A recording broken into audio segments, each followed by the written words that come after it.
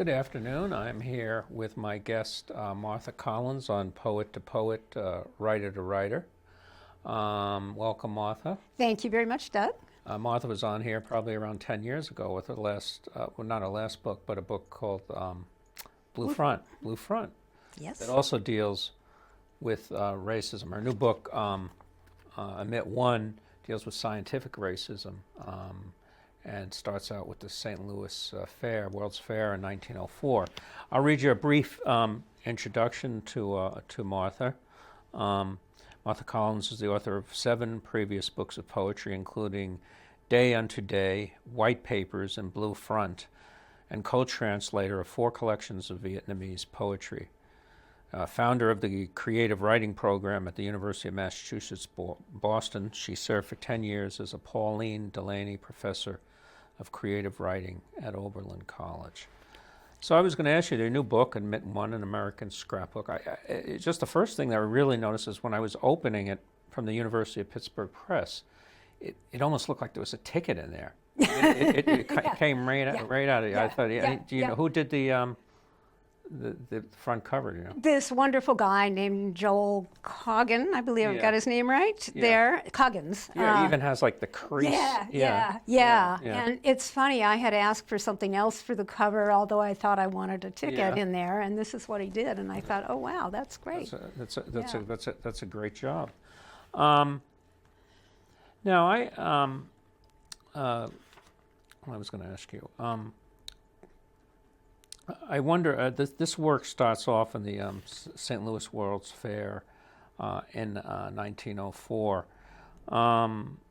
Why did you use this as a starting point? Because it was the starting point. Oh, okay. Inform us. So I had been thinking about the St. Louis World's Fair for some time because it was a family story that my mother had gone to it because her mother was pregnant with her in 1904.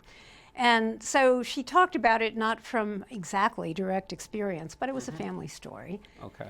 And I knew that for years. And then at some point, when I was with my mother, in fact, at an exhibit in St. Louis, I discovered that not only was the St. Louis Fair an exhibition of all the wonderful progress and inventions that civilization had produced, all of which were displayed in these fake marble palaces, but that there was also another side to the St. Louis World's Fair, which was the display of human exhibits. And you start out with, the stuff about the almond elephants and the palace and all that. All the stuff. Wonderful stuff that kids would love. Wonderful stuff. And then the other side is there were these 3,000 human exhibits who were Native Americans, Filipinos, people brought from Africa, Japan, South America, to be on display in their natural habitats, in their natural costumes, just whatever the weather was.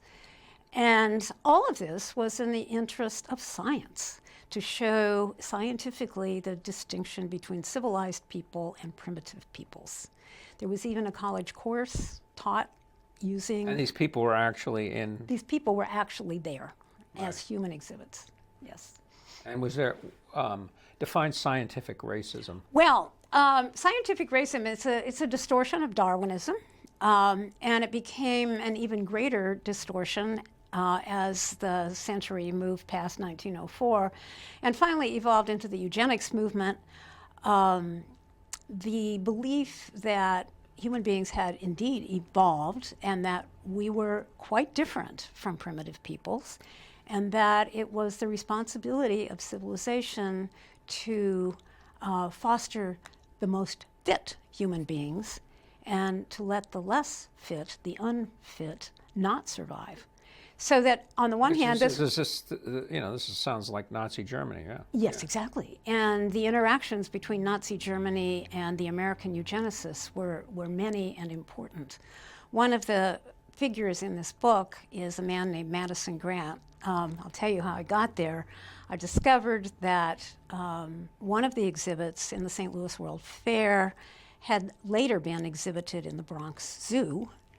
And then I discovered that the founder of the Bronx Zoo was a man named Madison Grant, who in 1916 had published a book called The Passing of the Great Race, which became a central eugenics text.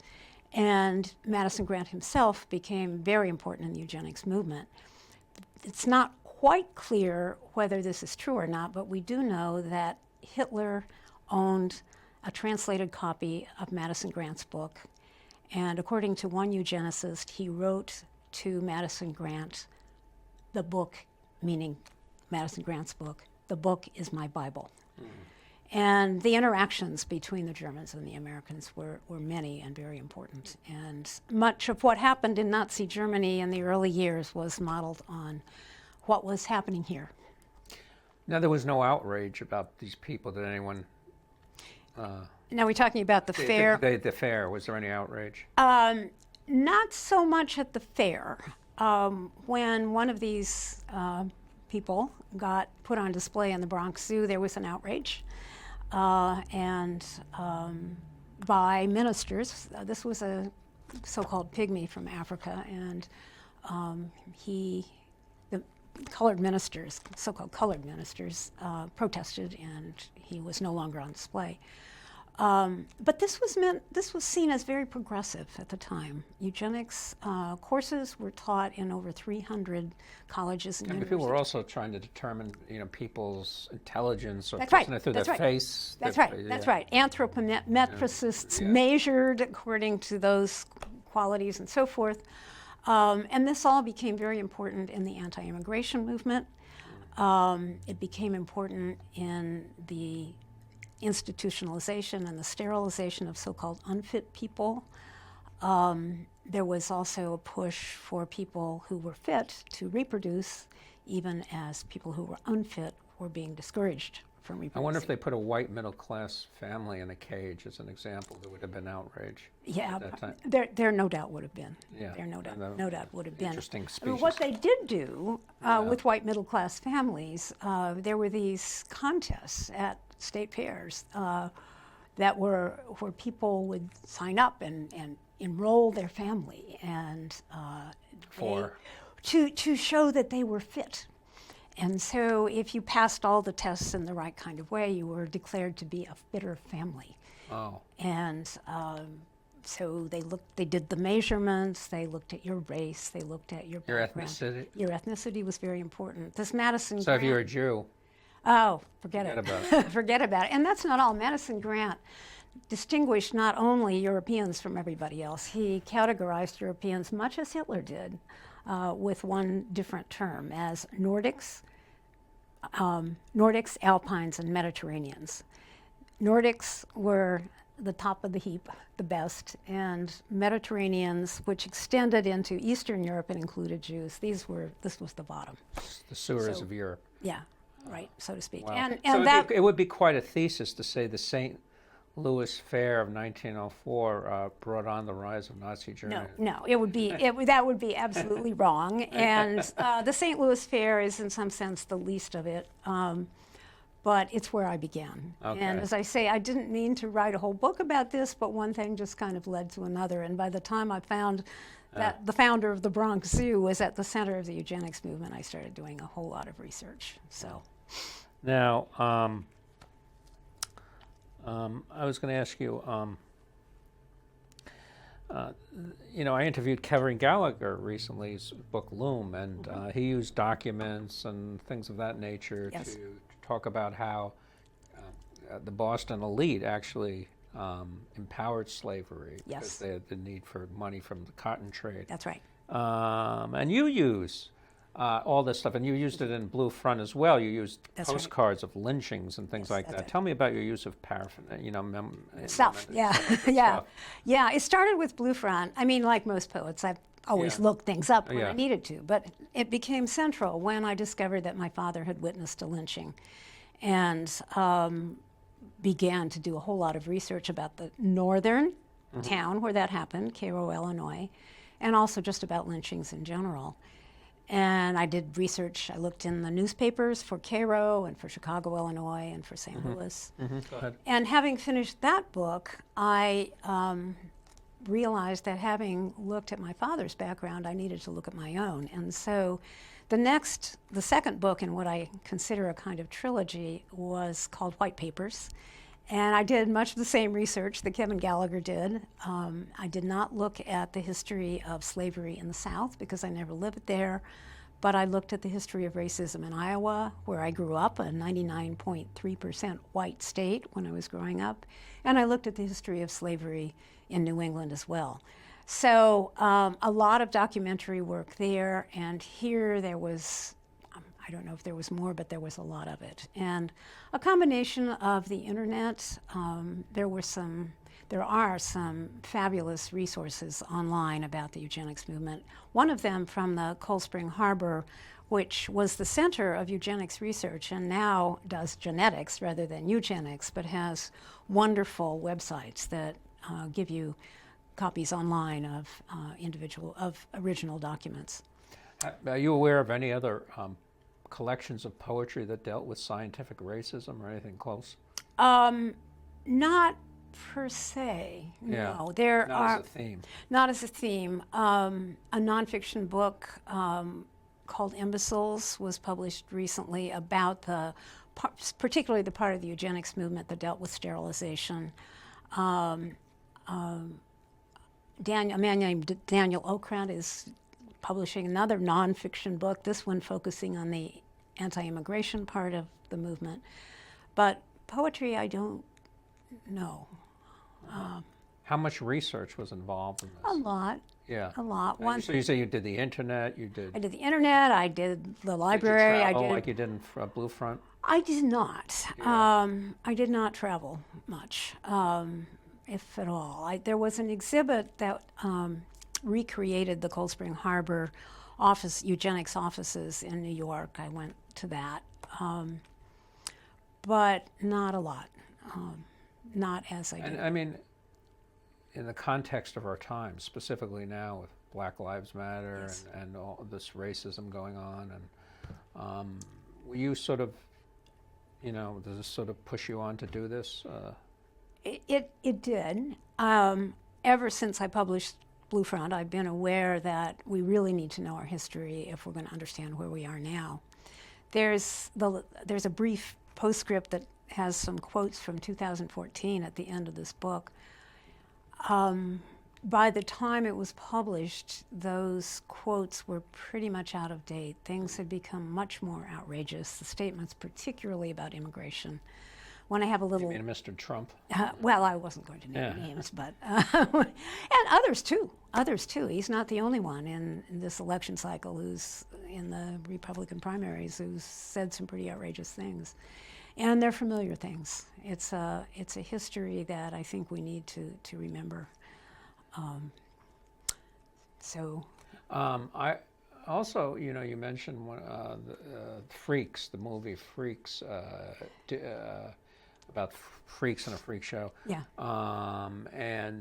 Did you revisit that movie? I did. Okay. And what was your experience of it again? Seeing it again? I don't think I'd ever seen it before. Oh, okay. I read about it. Yeah, and, and what was your experience of that movie? I mean, well, it's very strange. Yeah. Have you seen it? I think maybe a long time ago. Yeah. The freaks take over, or is it? Yeah, the freaks do. Yeah. But the reason it was interesting to me is because I saw this parallel between the movie and the institutionalization of people who were considered to be unfit and often freaks. One of the places that the eugenicists visited were sideshows in carnivals, and they would interview and examine and do the family history of people who were quote-unquote freaks. And in that particular poem, I parallel the exhibits in the movie, or the people in the movie, with an exhibit of photographs of what were considered to be unfit people in the institution. And they were exploited. Well, yeah. I mean, in the But freaks in general, that's freaks. Let's freaks. do this. Yeah. I mean, I think. I mean, even we could say Diane Arbus, for instance, with the Jewish giant and all these. Yeah. other things. Looking was, at. I mean, was that a form of exploitation? One, or was it art? Yeah, that's a good question. Yeah. That's a good question. I mean, the main focus of my book is not the exploitation, but the institutionalization of such people and the depriving them of normal lives, the sterilization of them, the denigration of them to the point of seeing them as subhuman. So I don't really, even though we start with a fair here, I don't really go into the sideshows of fairs and look at people like that. Don't quite go there. All right. Well, actually, you have more time than I had thought for your reading. So read whatever you wish from this new book. Okay, I was just going to read from the fair part, although since we've been talking about the other parts, Yeah, we have a little more time than I anticipated. maybe I will read. I will start, since we're thinking a lot about immigration, I'll start with a poem about what happened in 1924 when anti-immigration legislation was passed. That really altered forever the immigration patterns, and this law was not reversed for many decades. So this is Alien Part 3, and Madison Grant, remember, is the man who wrote that book, The Passing of the Great Race. Then Madison Grant met with Congressman Albert Johnson to devise a formula for the 1924 Immigration Act, which was based on the census of 1890, when there were fewer immigrants from Eastern and Southern Europe, thus reducing to 12% the influx of Jews, Italians, etc., from a pre-World War annual million to, as it turned out, 20,000. 7 eugenicists testified, including Harry Laughlin, who in 200 pages of testimony cited analyzed Army IQ tests with Nordics on top, Jews on the bottom, and said the formula would favor Nordics over non-essential members of the community. Grant, too ill to testify, wrote that the scientific and just formula would keep out lower types who could displace Native Americans, and wrote an article targeting immigrants as criminal, insane, while the Saturday Evening Post and New York Times argued for passage. Suddenly, said an opposing congressman, a new word made its way into the English language, Nordic, Nordic, everywhere you turned. But the eugenicists lobbied Congress members, bombarding them with letters, telegrams, telephone calls. And after a long debate on a clause excluding the Japanese, which led a Japanese publicist to predict eventual collision on the Pacific, the bill passed. It's a little hard to go back to the fair from there, but I suppose that's what I will do, and maybe I will come back to another poem about integration at the end. Don't read too much or no one will buy the book. They'll hear it all on there. And it's a pretty big book. So I think I will, just because I plan to do this, go back to the beginning and tell you, I mentioned that this began with the story that my mother had gone to the fair because her mother was Mother and father? No, her grandparents. Oh, I mean, my grandparents. Oh, you're right. Your her mother and grandmother, father, right, yeah. her mother was pregnant with her. So right. that's how we began. And I'll read a little bit from both sides of this, and then I'll perhaps go to another poem about immigration at the end. Meet me in St. Louis. My mother went inside her mother. Mother and father went in. What did they see? An ivory city of palaces with columns, colonnades, towers, turrets, fountains, statues, domes. Engines working factories, farms, dairies, bakeries, animals, art. 20 million trees and plants, 75 miles of roads and walks, 14 miles of railroad track. First electric wall socket, 1 million electric lights. The most progressed, the most, civilization, the most evolved. make, bring into being by work, trouble, money. Progress tracks time for something out of something. The pike. Below the palaces, down on the pike, you could ride the chute, or watch an elephant ride it. Could walk a street in Cairo, ride a tortoise, camel, or zebra. You could watch the Boer War reenacted, complete with Zulus and Bushmen. You could ride a boat to the North Pole, or laugh in the mirrory temple of mirth. You could go to Dante's Inferno, be present at the 6 days of creation. Fair, fair, fair. Religion and trade in Roman, medieval, to trade or display, or other goods, or animals, county, state, world. Free from bias, doesn't play fair, beloved woman, completely, quite, clean, spotless, pure, blonde, gracious. Fair, trade, game, play, the numbers, buy, sell, deal, the not fair, dark, fair, well to be bought and sold. And now, on the other side. My mother went inside her mother. Mother and father went in. What did they learn? Across from the ivory palaces, underlined with the strip of the pike, you could see the living exhibits of the Department of Anthropology, procured by Sejm or government, in model villages and native dress, regardless of the weather. Smallest to tallest, lowest to highest, hairiest, darkest to dominant whites. From Patagonia, tallest, 5 males, 1 female, 1 child. From Japan, Ainu, hairiest, 4 males, 3 females, 2 children. From Africa, darkest, smallest, 9 males, including 5 pygmies. So the World's Fair, otherwise known, I should say, as the Louisiana Purchase Exposition, occurred just after the Spanish-American War. And so a big feature at the fair was the Philippine Reservation, which had 1,200 of these human exhibits. And I'll read a section about that.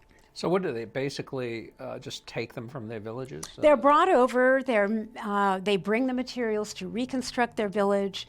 They bring their native costumes, and So did they go willingly? that is a good question. Yeah. They did not interview the 1,200 human exhibits, except for Geronimo, who actually was quite cleverly sold photographs of himself. Oh, okay. That's another story. Anyway, this is the Philippine Reservation after the war.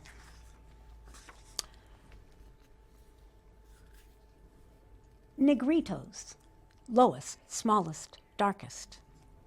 The true savages, missing link, monkey-like, could become extinct. Igorots, including Bontocs, most warlike. Spirit worshippers, headhunters, almost naked, danced, ate dog. Moros, more intelligent. Colorful clothes, picturesque, but fanatical, Muslim, fierce. Visaeans, highest, Catholic Church, theater, school, Western dress, beautiful, skilled.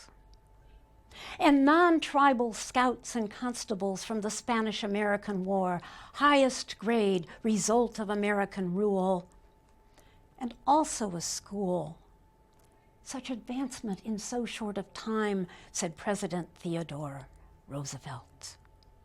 The fair's largest exhibit. And now I think I'll close by returning to the subject of immigration. You can see, I think, how this treatment of people, this categorizing of people, goes across the board from immigration to the displays and so forth. So this is a poem. This is actually the first thing I wrote for this book. It's a poem called Once We Were. And I hope it ends in a slightly more positive place. Once we were immigrants, given to thought we were, given the right to be, taking what wasn't our making, what wasn't, who wasn't us, were. Take, take, take off your shoes, you're taken from shoes, you're take down shoes, your shoes on the table, your take. Table the conversation, the talk, the top of the table, steeple sky, for just a minute, be quiet, listen, the shifting crumbs on the table. Shiftless, we said, the shifty eyes gave them away. We didn't see the less than dress, a shift, a slip as in under, another shaft. Shaft to have, to hold an arrow, handle for hammer, column to build, a shaft of light, our enlightened missile. We own the whole mine, we own the shaft. Mine, we could not stop the baby. Mine, we would not stop ourselves. Mine it, drill it, strip it right down to hear us making, taking over, taken out. Stop for a listen, for once we were maybe our getting forgotten, a shifting to taken mistaking, to get set for the coming, all hands on the table. Thank you. Where are you reading? Tonight you're going to a translation. You're going to be introducing a translation. Translators, yes. I'm reading with Daniel Lebro-Georges at the Porter Square Books on September 29th. Okay. I'm reading with Fred Marchand at MIT, I forget the dates, and I'm reading in Brookline, and I forget that date. Those are in October and November, but next reading is September 29th. Okay. With Daniel. And do you have anything in a new project at all? I actually have another book coming out in 2018. What's that going to concern? Long story. That's another facet of what I've been doing in the last... So it's following... No, not really. There was a little excursion. I published a book in 2014 called Day Unto Day, which consisted of month-long poems where I wrote 7 lines a day. Uh-huh. That was half of a 12-year project. The second half is coming out in 2018. Thank you. Thank you.